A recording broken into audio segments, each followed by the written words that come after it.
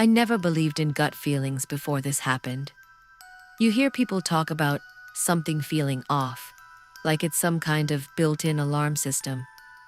For me, everything was always logical. If something seemed strange, there was always an explanation. You just had to think hard enough. That's why I ignored every instinct that told me not to go on that date. It started on a dating app. Nothing unusual about that. I had just moved to a quieter suburb outside Toronto. Didn't know many people yet, and figured it wouldn't hurt to try. Her name was Clara.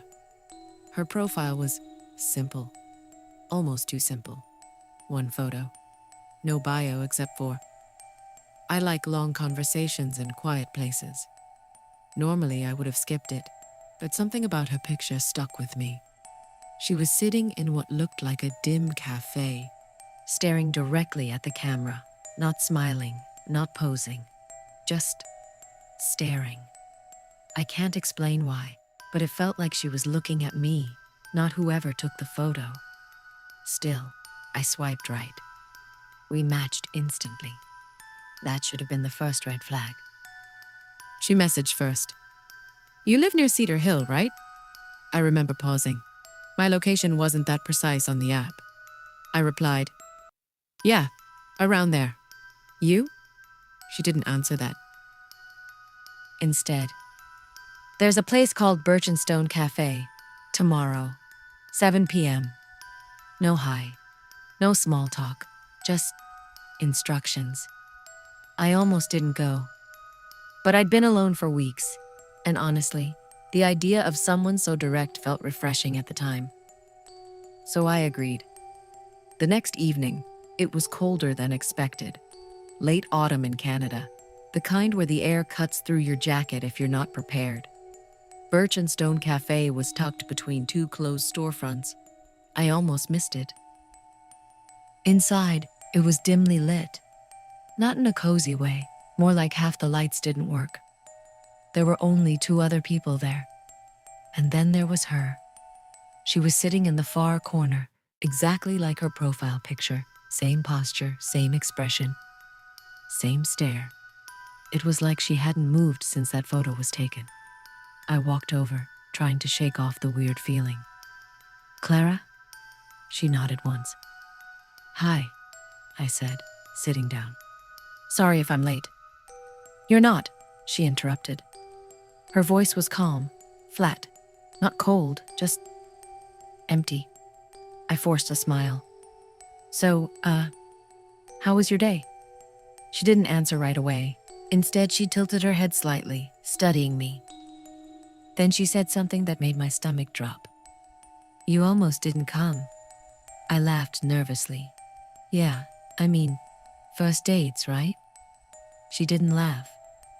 "You stood outside your apartment door for 3 minutes," she continued. "You checked your phone twice. You almost canceled." My smile faded. "How do you know that?" She didn't respond, just kept staring. I told myself she was guessing. Maybe she just knew how people act before dates. But something about the way she said it wasn't a guess. It sounded like a memory. We ordered coffee, or rather, I ordered. She didn't touch the menu. "I'll have whatever you're having," she said. The conversation was strange. Every time I tried to ask her something, where she worked, what she liked, she would redirect it back to me. But not in a normal way. She already seemed to know the answers. "You work in IT," she said at one point. "Yeah." "You hate your boss." I chuckled. "That's kind of true, I guess." "You thought about quitting last week, Tuesday." That wasn't something I'd ever told anyone, not even my closest friends. I felt a chill crawl up my spine. "Did I mention that on my profile or something?" I asked, trying to sound casual. "No." She took a slow sip of coffee, still watching me.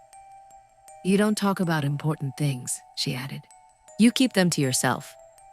I didn't know what to say to that, because it was true. At some point, I checked my phone. 7:42 p.m. We had only been there for about 40 minutes, but it felt like hours. When I looked back up, she was already watching me again. "You're thinking about leaving," she said. I hesitated. "No, I'm just—" "You feel uncomfortable." I forced a laugh. "First dates can be awkward, that's all." She leaned forward slightly. "You should listen to that feeling more often." That was the moment I decided I needed to get out. "I'm going to use the washroom," I said, standing up. She nodded. As I walked away, I could feel her eyes on me the entire time. The washroom was empty. I locked the door and stared at my reflection. "What the hell is this?" I muttered. My heart was racing. I pulled out my phone and opened her profile again. Still just one photo. No updates. No new info. But something felt off. I zoomed in on the picture. At first, I didn't notice it. Then I saw it. In the reflection of the cafe window behind her, there was a figure standing outside, watching her, watching us. Except, the reflection didn't match the angle, and the figure looked wrong. Too tall, too still. I felt my throat go dry. I quickly locked my phone. "This is stupid," I whispered. "Just leave." When I came back out, she was still sitting exactly the same way. She hadn't moved. Not even a little. "I think I'm going to head out," I said, grabbing my jacket. She nodded again. "Okay." No argument, no disappointment. That somehow made it worse. As I turned to leave, she spoke again. "Don't take the main road." I paused. "What?" "Take the side street behind the cafe," she said. "It's faster." I frowned. I parked on the main road. She smiled. It was the first time I'd seen her smile, and I immediately wished I hadn't. "Not anymore," she said. I rushed outside. My car was gone. For a second, I thought it had been stolen. Then I noticed the empty space where it had been parked. No broken glass, no sign of forced entry. Just gone. My phone buzzed. Unknown number. I answered without thinking. "Hello?" Silence. Then a faint breathing sound. And then, you should have listened. The voice wasn't Clara's. It was deeper, distorted. I hung up immediately. My hands were shaking now. I turned back toward the cafe. Through the window, I could see her still sitting there, watching me, smiling. I didn't take the side street. I ran toward the main road, hoping to find help. That's when I heard footsteps behind me. Slow, heavy, not matching my pace. I didn't turn around. I just kept walking faster. The footsteps got closer, closer. Then they stopped, right behind me. I froze. Every instinct told me not to look. So, of course, I did. There was no one there. I got home eventually, took a rideshare after walking another kilometer just to feel safe. The entire ride, I kept checking behind me. No one followed. No calls. Nothing. When I finally reached my apartment, I locked every door and window. Then I checked my phone. Clara had sent one message. "You weren't supposed to leave." I unmatched her immediately. Blocked the number. Deleted the app. I tried to convince myself it was just a weird person. Maybe she had done some creepy social media digging. Maybe someone moved my car as a prank. Maybe the call was unrelated. But then, 3 days later, something happened that I still can't explain. I woke up at 3:17 a.m. I don't know why. It was just one of those sudden wake-ups where everything feels wrong. At first, I thought it was a dream. Then I heard it. A soft sound, like breathing, from inside my room. I slowly sat up, my heart pounding. And that's when I saw it. My closet door was slightly open. I always keep it closed. Always. The breathing was coming from inside. I don't remember deciding to move, but somehow I found myself standing in front of the closet. My hand was shaking as I reached for the handle. The breathing stopped. Completely. The silence was worse. I hesitated. Then I pulled the door open. Nothing. Just clothes, hanging perfectly still. I let out a shaky breath and stepped back. "Get a grip," I whispered. But as I turned around, I saw my phone screen light up on the nightstand.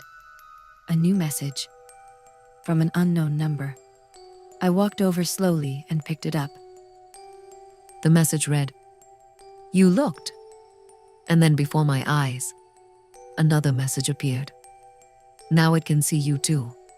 I moved out the next day, changed my number, switched jobs, even left the province for a while. I did everything I could to forget that night. And for a while, it worked. No messages, no calls, no signs of anything. Until last week. I was scrolling through a different dating app. I hadn't used one in months, but I figured maybe it was time to move on.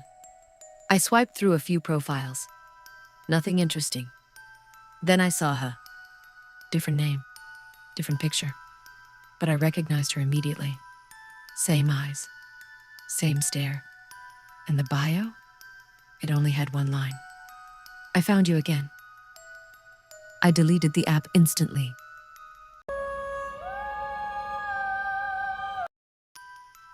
I used to think people exaggerated when they said a date felt wrong.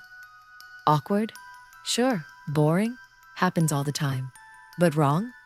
Like something deeper than just not clicking? I didn't believe in that. At least not until the night I met Maya. I was living in a small town outside Portland at the time. Not exactly the easiest place to meet new people, so like everyone else, I used dating apps. Maya's profile didn't stand out at first. No filters, no group photos. Just one clear picture of her sitting on a wooden bench in what looked like a park. Dark hair, pale skin, neutral expression. Not smiling, but not unfriendly either. Her bio just said, "I like quiet places. I like honest people." That was it. Normally, I'd scroll past something that minimal, but something about her felt grounded. Real, I guess. So I swiped right. We matched within seconds. She messaged first. "You're up late." I checked the time. 1:12 a.m. "Yeah," I replied. "Couldn't sleep." A few seconds later. "You never sleep well when it rains." I frowned. It was raining. But that still felt like a weird thing to say. "Guess I don't," I typed back, trying to play it off. She replied instantly. "We should meet tomorrow." No small talk, no questions, just straight to it. I hesitated, but agreed. We decided on a place called Ridgeway Diner, about 15 minutes from where I lived. A normal, well-lit place. Public. Safe. At least, that's what I thought. The next evening, I almost canceled. Not because of anything specific. I just had this weird tension sitting in my chest all day, like I was forgetting something important. But I went anyway, because I always go anyway. Ridgeway Diner was half full when I walked in. Families, a couple of older guys at the counter, a waitress refilling coffee. Normal. Then I saw her. She was sitting in a booth near the back, facing the entrance, watching the door, watching me. She didn't wave, didn't smile, just followed me with her eyes as I walked over. "Hey," I said, sliding into the booth across from her. "Hi, Daniel." Hearing my name like that, so calm, so certain, made me pause. "I mean, yeah, that's me," I said, forcing a small laugh. She tilted her head slightly. "You don't like when people say your name like that." I blinked. "Like what?" "Like they already know you." The waitress came by and asked for our orders. I asked for a burger and fries. Maya didn't even look at the menu. Same, she said. The waitress nodded and left. For a few seconds, neither of us spoke. Maya just looked at me, not in a curious way. Not like she was trying to figure me out. More like she already had. So, I started, what do you do? She didn't answer. Instead, she asked, do you always sit with your back to the exit? I glanced over my shoulder. I hadn't even thought about it. I guess I didn't notice, I said. You should notice things like that, she replied. There was no tone to her voice, no emotion, just a statement. The conversation didn't get better from there. Every question I asked, she either ignored or twisted into something about me. You live alone, she said at one point. Yeah. You leave your porch light on all night. I felt my stomach tighten. Yeah, it's just a habit. You didn't used to. I stared at her. How would you know that? She didn't answer. When the food arrived, I was relieved for the distraction. I took a bite, trying to ground myself. Maya didn't touch her plate. She just kept watching me eat. You're not hungry? I asked. I already ate. Then why order? She shrugged slightly. So you wouldn't feel uncomfortable. That didn't help. Halfway through the meal, I started noticing something else. People were looking at us. Not casually, staring. At first I thought maybe I was imagining it, but then I caught the waitress glancing over, then the guys at the counter, all looking at our booth, or more specifically, at Maya. Do you know anyone here? I asked quietly. No. Then why are they staring? They're not, she said. I frowned. Yeah, they are. She leaned forward slightly.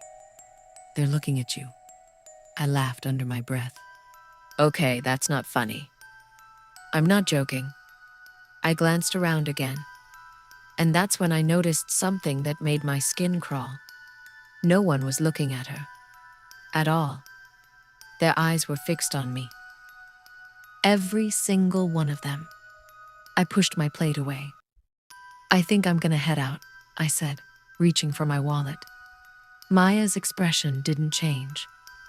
You shouldn't do that. Why not? She leaned back, finally breaking eye contact for the first time. Because you won't like what happens. I let out a small, nervous laugh. Yeah, I think I'll take my chances. I stood up. And that's when everything shifted. The noise in the diner, conversations, clinking dishes, the hum of the fridge, it all stopped. Completely. Like someone had muted the room. I looked around. Everyone was frozen. Mid-movement. The waitress stood still, coffee pot tilted in mid-pour. A man at the counter had his mouth open, like he was about to speak, but no sound came out. No one moved. Except me. And Maya. What the hell is this? I whispered. Maya looked at me calmly. I told you not to leave. My heart was pounding now. This isn't funny. What did you do? I didn't do anything, she said. You just stepped out of the part you were supposed to play. I'm leaving, I said, backing away from the table. She shook her head slowly. There isn't an exit anymore. I turned toward the door. It was still there. Glass, with the neon open sign glowing. I walked toward it, faster and faster, until I was practically running. I grabbed the handle and pulled. It didn't move. I pushed. Nothing. It was like trying to open a wall. Sit back down, Daniel. Her voice sounded closer now. Too close. I turned around. She was standing right behind me. I hadn't heard her move. How are you doing this? I asked, my voice shaking. She didn't answer directly. Instead, she said, Do you remember the first time you felt like something was wrong, but ignored it? I stared at her. What are you talking about? You always ignore it, she continued.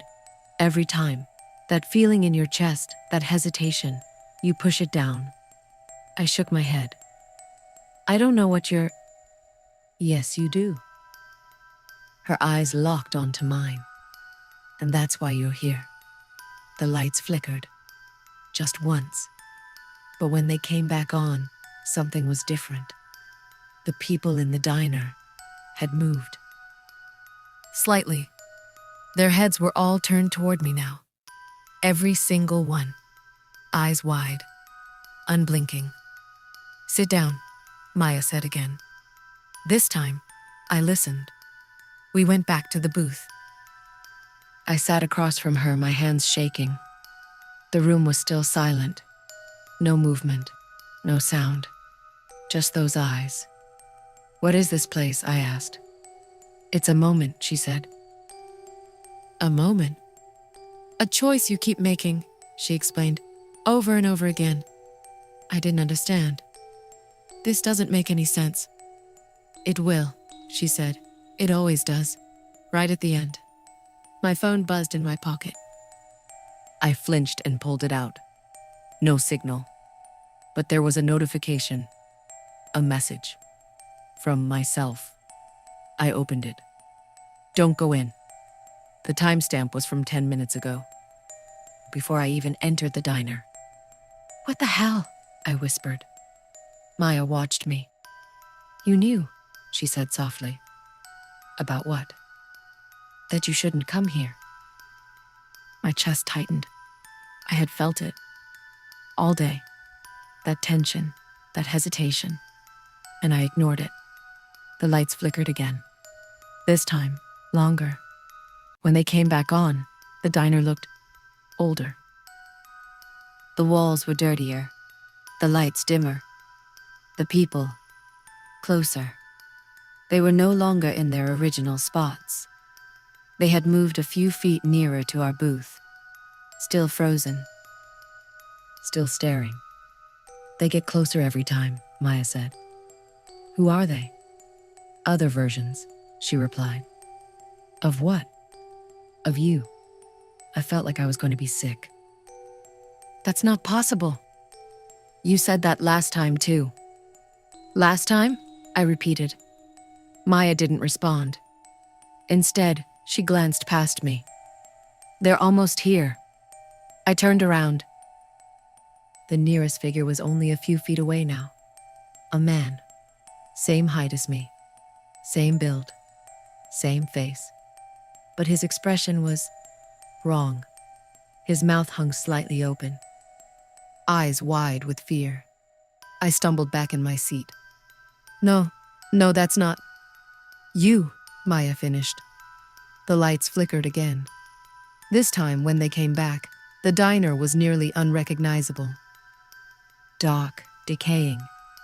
And the figures, right up against the booth, surrounding us. They all looked like me. Dozens of them. Each one frozen in a different expression of panic. This is what happens when you don't listen, Maya said. Her voice was softer now, almost sympathetic. Let me out, I said, my voice barely above a whisper. I can't. Why not? Because you're still making the same choice. My phone buzzed again. Another message from myself. Get out now. I'm trying, I shouted. Not hard enough, she said. The nearest figure twitched. Just a little, but it moved. I froze. They're not supposed to move, I whispered. They don't, Maya said. Then what was that? She didn't answer. Another twitch. This time from a different one. Then another. They're catching up, she said. To what? To you. I stood up suddenly. I don't care what this is. I'm leaving. I ran toward the door again. This time I didn't stop. I slammed into it with everything I had. And it opened. I stumbled outside onto the pavement. The cold air hit me like a shock. Cars passed by. People walked on the sidewalk. Normal. Everything was normal. I turned back toward the diner. It looked completely ordinary. Lights on.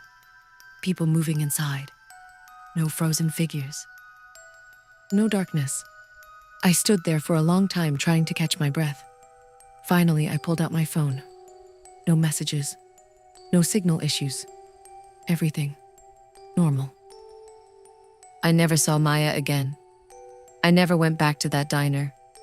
And for a while, I convinced myself it was some kind of breakdown. Stress, anxiety, something explainable. But here's the part that still keeps me up at night. A week later, I was cleaning out my car. Under the passenger seat, I found something I don't remember putting there. A receipt. From Ridgeway Diner. Dated the night of the date. At the bottom, in handwriting that looked exactly like mine, were 3 words. You left again.